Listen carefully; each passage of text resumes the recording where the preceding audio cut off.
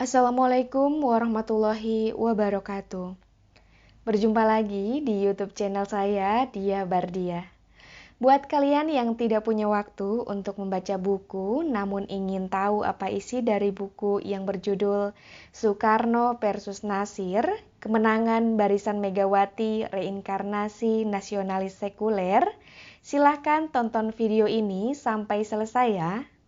Namun sebelumnya jangan lupa klik tombol subscribe dan tombol loncengnya.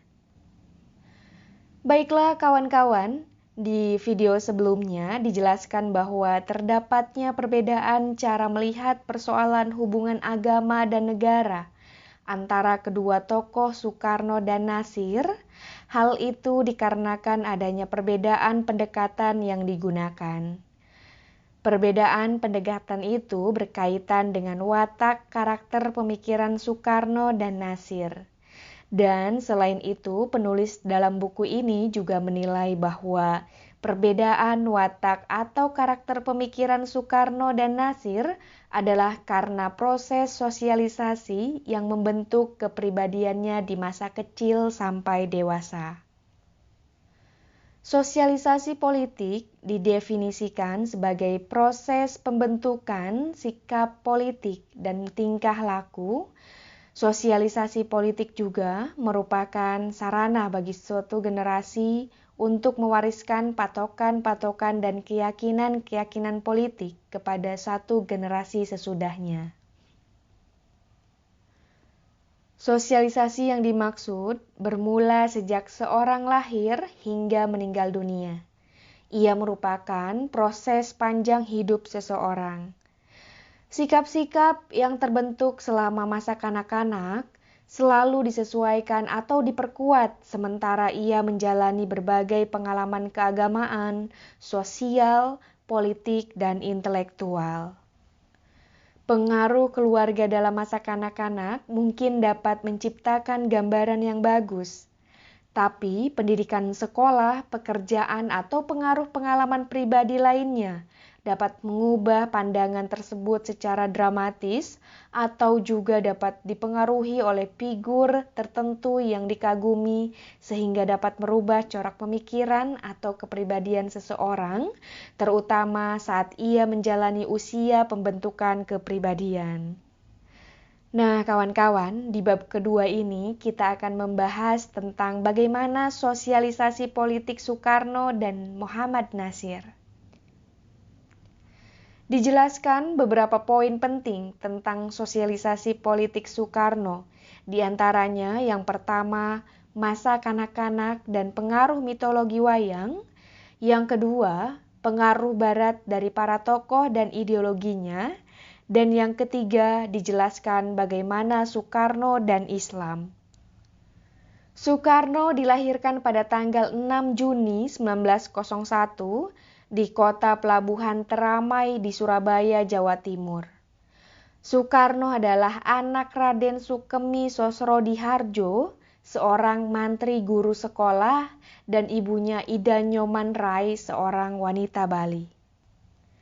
Ayahnya Soekarno adalah satu dari 8 orang anak dari Raden Hardjodikromo, seorang anggota bangsawan Jawa kelas priayi. Sedangkan ibunya menurut pengakuan Soekarno juga adalah seorang bangsawan Bali keturunan kasta Brahmana.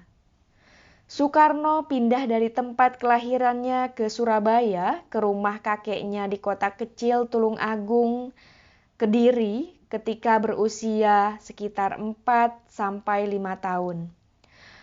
Kakek Soekarno adalah seorang Jawa fanatik terhadap wayang. Terhadap cucunya, ia berusaha mewariskan kecintaannya kepada mitologi klasik Jawa itu. Soekarno kecil seringkali diperkenankan menonton pagelaran wayang yang berlangsung sejak senja hari sampai menjelang pagi. Soekarno kecil mulai menginternalisasikan cerita-cerita wayang ke dalam dirinya, di antaranya cerita-cerita wayang seperti kisah perang Mahabharata dan Ratu Adil. Dalam kisah ini, Bima adalah tokoh wayang yang dikagumi Soekarno. Keinginan Soekarno berjuang demi kemerdekaan Indonesia lepas dari penjajahan asing, merupakan pencerminan dari nilai-nilai wayang yang diserapnya di masa kanak-kanak, saat ia menonton pertunjukan wayang semalam suntuk. Figur Bima telah memberikan pengaruh mistis pada Soekarno lebih dari figur-figur wayang lainnya. Pemikiran Soekarno serta tindakan-tindakan politiknya yang tidak kenal kompromi terhadap kolonialisme dan imperialisme, tetapi selalu berusaha melakukan kompromi terhadap mereka yang segolongan dengannya, merupakan pengaruh figur Bima terhadap dirinya. Dari cerita-cerita wayang ini, Soekarno menyerap gagasan-gagasan mistis mengenai Ratu Adil dan Jayabaya. Gagasan-gagasan yang diserapnya di masa kecil mengeras dalam pemikiran Soekarno setelah ia terjun langsung ke dunia politik dan berkomunikasi dengan para pejuang nasionalisme militan. Pengaruh nilai-nilai tersebut yang kemudian ditunjang oleh ketajaman berpikir agar memungkinkannya untuk berperan sebagai Ratu Adil pada saat ia menjadi salah seorang tokoh pergerakan nasionalis. Poin kedua yang mempengaruhi sosialisme Soekarno adalah pengaruh Barat, baik dari para tokoh ataupun ideologinya. Soekarno di masa kecilnya tidak pernah memasuki suatu sekolah keagamaan Muslim seperti madrasah, surau atau pondok pesantren pada umumnya yang banyak terdapat di Jawa Timur tempat Soekarno lahir dan dibesarkan. Keluarga Sukemi Sosrodiharjo bukanlah keluarga santri yang taat beribadah. Mereka keluarga abangan, penganut mistisme Jawa atau kejawen. Sehingga di masa kanak-kanaknya, Soekarno tidak pernah mendapat pendidikan informal seperti menjalankan ritual-ritual Islam seperti membaca Al-Quran dan sholat. Pendidikan pertama Soekarno yang bersifat formal adalah pendidikan bergaya barat di Tulung Agung yaitu Euro Speech Large School pada tahun 1914. Setelah lulus, ia melanjutkan ke Horst-Berger School tahun 1915 dan lulus pada 11 Juni 1921. Saat menempuh pendidikan sekolah tersebut, Soekarno menyadari akan keburukan diskriminasi sistem pendidikan kolonial. Soekarno mengalami penghinaan secara langsung sebagai siswa inlander atau pribumi yang hanya bisa bersekolah sampai kelas 5. Tidak boleh masuk sekolah menengah Belanda, sehingga tanpa ijazah tersebut tidak akan bisa masuk sekolah tinggi Belanda. Anak Belanda pun tidak pernah bermain dengan anak bumi putra. Mereka yang putih seperti salju memandang rendah kepada Soekarno. Saat belajar di Surabaya, Soekarno sudah mulai bergerak dalam aktivitas politik. Kecenderungannya pada kegiatan politik semakin kuat dengan mondok dan diasuhnya Soekarno di rumah tokoh utama Syarikat Islam, yaitu Cokro Aminoto. Sikap Cokro Aminoto yang luwes menjadikan rumahnya sebagai tempat bertemunya para tokoh pergerakan yang berlainan ideologi bagi Soekarno. Rumah Cokro Aminoto sebagai rantai dari semua ideologi yang sangat memikatnya di kemudian hari. Di rumah tersebut, Soekarno bertemu dengan pemimpin intelektual Muslim kosmopolitan, yaitu Agus Salim. Ia juga bertemu dengan Suwardi Serdjoningrat yang dengan nama Ki Hajar Dewantoro kemudian menjadi pendiri pergerakan pembaharuan pendidikan taman siswa. Di rumah Cokro Aminoto, selain bertemu dengan Suwardi, Soekarno juga bertemu dengan para pendiri Partai Komunis Indonesia. Seorang Belanda, Hendrik Snively, serta pembantunya Adolf Bars, Semaun, Musso, dan Alimin sebagai orang-orang yang memperkenalkan Soekarno dengan paham Marxisme. Dari tokoh ini, Soekarno mengamati dan belajar politik. Mendengarkan diskusi-diskusi mereka tentang keadaan Indonesia yang gelisah, tentang gerakan-gerakan revolusioner, tentang strategi dan taktik. Dari proses belajar inilah kesadaran politik dan gaya intelektual Soekarno mulai terbentuk. Soekarno juga sering tenggelam dalam dunia pemikiran menekuni literatur di kamarnya atau perpustakaan teosofi. Dalam pengalaman uniknya, Soekarno merasa berdialog dengan Gladstone, Beatrix Webb, Mazzini, Cavour, Garibaldi, Otto Burr, Karl Marx, Friedrich Engels, Lenin, Jean-Jacques Rousseau, Jean Jaurès, Danton, dan Voltaire, di mana mereka adalah tokoh-tokoh pemikir revolusi komunis. Proses belajar secara mandiri Soekarno meninggalkan bekas dan menjadi satu pembeda dalam gaya intelektual Soekarno terhadap daya intelektual pemimpin-pemimpin nasionalis lainnya yang menyelesaikan sekolahnya di negeri Belanda. Pertumbuhan intelektual Soekarno bersifat tidak teratur dan lebih menurut seleranya sendiri, walau juga bernafsu dan lebih bergelora dalam berjuang politik serta memiliki keyakinan-keyakinan politik yang unik dan lebih bervariasi. Walau sebetulnya Soekarno pada saat itu belum memiliki popularitas sebagai aktivis dan pemikir politik seperti tokoh-tokoh muda lainnya yang seusia dengannya. Setelah tamat dari HIS Surabaya tahun 1921, Soekarno melanjutkan sekolahnya di Technisch Hogeschool yang baru dibuka pada tahun 1920, sekarang namanya ITB.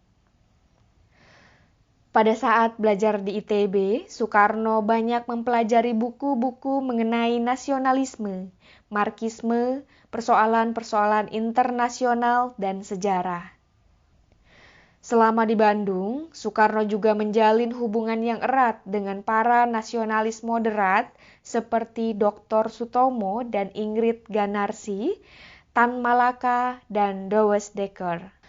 Douwe Dekker juga mempunyai hubungan yang erat dengan Sarekat Islam dan pemimpin komunis. Ia menolak dasar Islam dan doktrin sosialisme yang ketat. Oleh karena itu, Dekker berseberangan pandangan dengan tokoh-tokoh politik Islam yang moderat seperti Cokro Aminoto dan Haji Agus Salim. Seseorang yang berpengaruh lainnya bagi Soekarno adalah Tan Malaka. Interpretasinya yang tajam dalam penerapan teori marxisme serta karakter pribadi yang kokoh tak tergoyahkan, berkali-kali Tan Malaka disiksa Belanda dan rezim fasis Jepang, namun kepribadiannya tetap kokoh. Ia juga adalah tokoh misterius penuh teka-teki, petualang, dan pengembara politik legendaris. Secara intelektual, Tan Malaka memiliki pemikiran cemerlang.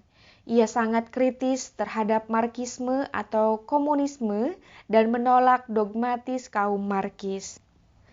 Poin ketiga yang dibahas dalam bab sosialisasi politik Soekarno adalah tentang Soekarno dan Islam.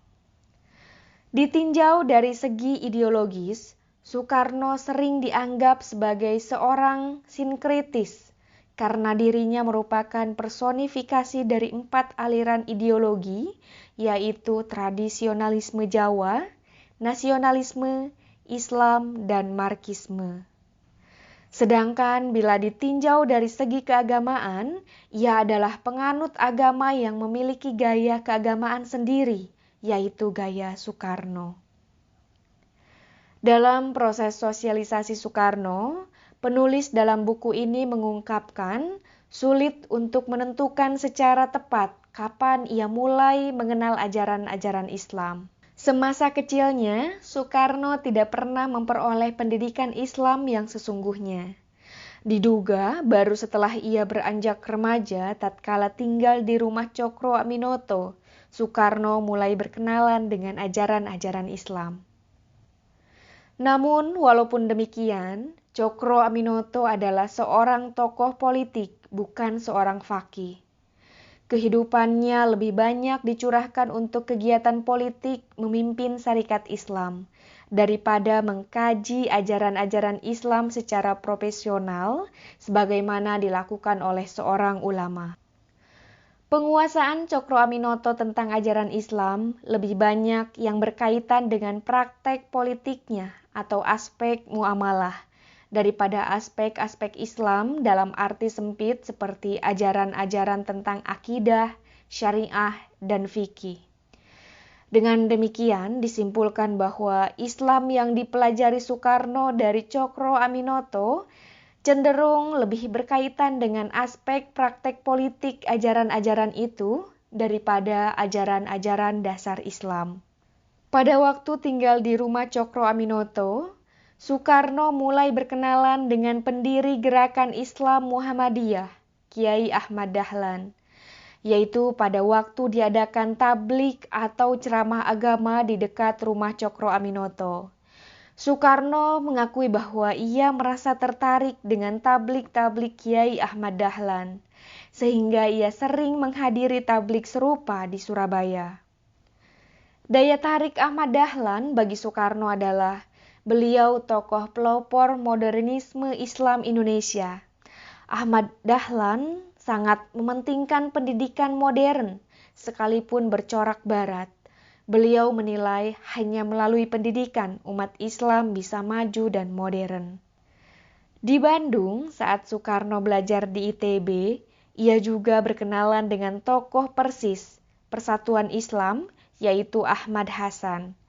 Melalui pertemuan-pertemuan yang sering terjadi antara Soekarno dan Ahmad Hasan, terjadilah percakapan-percakapan antara keduanya tentang Islam. Dari percakapan-percakapan itu, ada kesan bahwa Soekarno tidak banyak mengerti masalah-masalah agama Islam. Dialog antara Soekarno dan Hasan tetap berlanjut, dan di tahun 1929, Soekarno dipenjara di Sukamiskin, Bandung. Ahmad Hasan dan anggota-anggota Persis lainnya sering mengunjungi Soekarno untuk memberikan banyak buku serta brosur tentang Islam kepadanya. Bagi Hasan, Soekarno perlu terus-menerus didakwahi, diperkenalkan dengan ajaran-ajaran Islam. Di samping itu, Hasan juga menyadari bahwa Soekarno merupakan seorang calon pemimpin yang kelak akan sangat berpengaruh bagi bangsanya. Begitu pula pada saat Soekarno diasingkan ke Endeh. Ia tetap melakukan dialog dengan Hasan. Surat-surat yang dikirimkannya kepada Hasan merupakan bukti adanya dialog tersebut. Surat-surat antara Soekarno dan Hasan itu dimulai dengan permintaan Soekarno kepada Hasan agar ia dikirimi buku-buku, brosur tentang Islam, pengajaran salat, utusan Wahabi, debat talqin, Al-Burhan, Sahih Bukhari, dan lain-lain. Tercermin dari keinginan kuat Soekarno untuk mempelajari Islam lebih dari seorang awam, ia tidak hanya mempelajari Islam dari penulis Muslim, tetapi juga dari kalangan orientalis Barat. Diduga kuat, gagasan-gagasan rasionalisasi Islam Soekarno timbul karena banyaknya mempelajari karya-karya orientalis masa pembuangan di Endeh. Ia mulai berani melakukan reinterpretasi ajaran-ajaran dasar Islam terhadap Al-Quran. Soekarno beranggapan bahwa kitab suci umat Islam tidak dapat dipahami sekedar membaca tafsir-tafsir klasik seperti Al-Baghawi, Al-Baidawi, dan Al-Majahari yang masih penuh cacat, tetapi juga diperlukan ilmu pengetahuan umum seperti biologi, astronomi, sejarah, dan arkeologi. Tahun 1930-an, saat Soekarno mendalami Islam, merupakan suatu masa di mana kaum terpelajar Indonesia umumnya sedikit sekali memperhatikan agama Islam. Islam merupakan agama yang dianut mayoritas masyarakat Indonesia, namun mereka, terutama yang terdidik ala Barat, seringkali menganggap rendah Islam. Kritik tajam kaum orientalis terhadap Islam dibangun atas bangunan argumentasi ilmiah dan fakta-fakta sejarah yang kokoh. Kaum orientalis dinilai lebih bermoral dibanding dengan kaum nasionalis sekuler di masa itu. Soekarno menunjukkan kecenderungan sebaliknya. Sekalipun ia belum meyakini keseluruhan ajaran-ajaran Islam secara integral, paling tidak Soekarno telah berhasil membuktikan niatnya yang besar untuk melakukan kajian Islam. Salah satu indikasi minat Soekarno mempelajari Islam adalah munculnya tulisan-tulisan Soekarno tentang Islam di masa pengasingan oleh kesewenang-wenangan kekuasaan Belanda. Tulisan-tulisan Soekarno masa pengasingan inilah yang menjadi bahan polemik dengan tokoh-tokoh reformasi Islam seperti Haji Agus Salim, Ahmad Hasan, dan Muhammad Nasir.